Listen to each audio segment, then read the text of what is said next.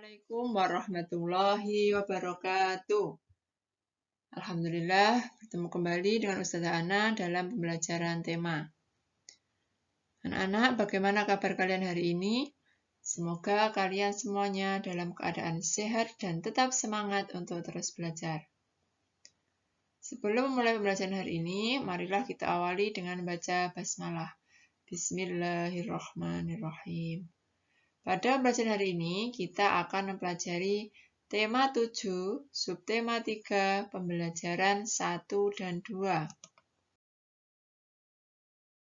Pernahkah kalian melihat atau mendapat surat undangan?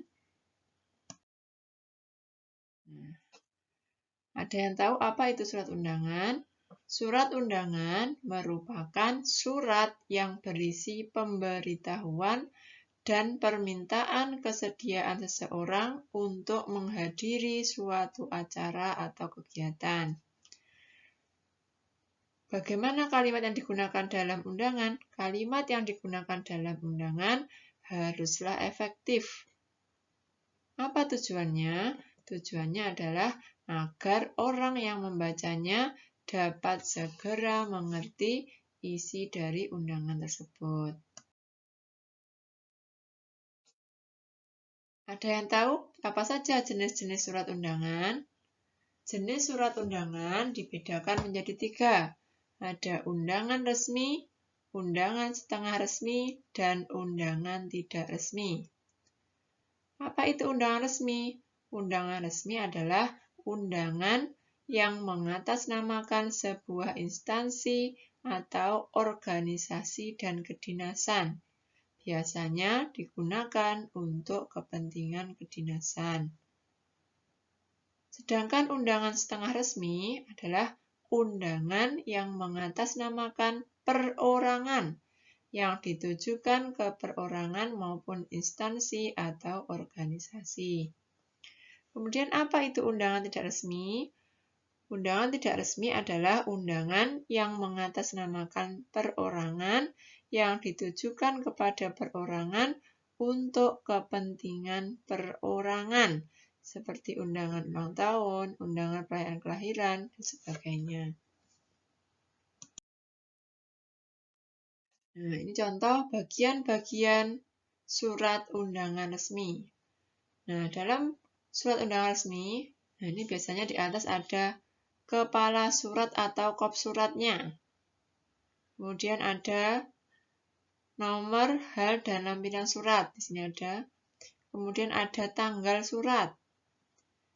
Kemudian ada juga nama dan alamat tujuan. Nah, kemudian dalam surat resmi, di sini ada pembuka surat dengan hormat. Nah, kemudian ada juga isinya, isi surat. Dengan surat ini kalian beritahukan kepada Bapak Ibu dan sebagainya. Ini adalah isi suratnya. Kemudian ada bagian penutupnya juga. Atas perhatian Bapak Ibu. Nah, ini adalah bagian penutup surat. Nah, dan terakhir ada pembuat suratnya siapa. Sini ada nama terang dan tanda tangan. Ini adalah bagian-bagian surat undangan resmi. Nah, sekarang kalian perhatikan ketiga undangan ini. Mana yang termasuk undangan resmi, setengah resmi, dan yang tidak resmi? Nah, ini adalah contoh undangan yang resmi. Biasanya ada kop suratnya. Ini adalah contoh undangan setengah resmi. Dan ini adalah undangan yang tidak resmi, biasanya seperti itu. Selanjutnya, masih ingat ya, perubahan wujud benda terjadi di sekitar kita tanpa kita sadari. Perubahan wujud benda merupakan suatu perubahan alami karena fenomena alam yang terjadi di sekitar kita. Apa itu? Itu menyublim dan mengkristal. Masih ingat ya, apa itu menyublim dan apa itu mengkristal? Menyublim adalah perubahan wujud dari benda padat ke gas. Sedangkan mengkristal itu perubahan wujud dari benda gas menjadi padat. Apa saja contohnya? Contoh peristiwa menyublim. Nah, ini contohnya adalah kamper atau kamper barus yang berbentuk padat dan bisa menyublim menjadi gas. Jadi lama-kelamaan kamper tadi akan hilang. Kemudian es kering berbentuk padat dan menyublim bisa menjadi gas juga. Kemudian contoh peristiwa mengkristal.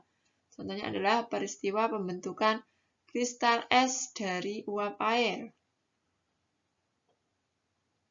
Kemudian peristiwa pembentukan garam dari uap air juga. Ini adalah contoh peristiwa mengkristal. Nah, sebagai generasi penerus bangsa, kita tentu tahu bahwa pelajar harus berusaha untuk meningkatkan kualitas dirinya. Salah satu caranya adalah dengan memahami dan menikmati keindahan di sekitarnya. Salah satu keindahan yang dapat dinikmati adalah seni rupa. Hasil karya seni rupa telah menjadi bagian dari peradaban manusia. Keindahan karya-karya seni rupa terdapat pada bentuk dan warnanya. Dengan mengenal berbagai bentuk karya seni rupa, kita dapat merasakan keindahannya dengan. Nah, seni rupa di Indonesia dikelompokkan menjadi 3 macam. Ada seni lukis daerah, seni patung daerah, dan seni kriya. Apa itu seni lukis? Seni lukis adalah seni menggambarkan objek-objek berupa pemandangan alam, tumbuhan, binatang, manusia, benda di alam untuk menimbulkan perasaan keindahan. Ini contohnya seni lukis Kamasan dari Bali. Kemudian ada juga seni patung daerah, ini 3 dimensi, yaitu seni membuat bentuk manusia atau binatang dengan bahan yang lunak atau bahan keras. Nah, contohnya seni patung Asmat dari Papua. Kemudian yang ketiga, seni kriya. Seni kriya juga termasuk seni 3 dimensi. Seni kriya merupakan seni kerajinan dalam membuat benda-benda pakai berdasarkan kegunaan dan keindahannya dalam kehidupan sehari-hari. Nah, contohnya ada kendi dan sebagainya. Inilah seni kriya.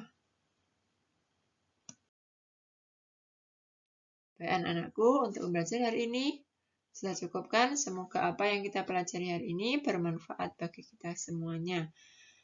Ada kurang lebihnya mohon maaf. Wassalamualaikum warahmatullahi wabarakatuh.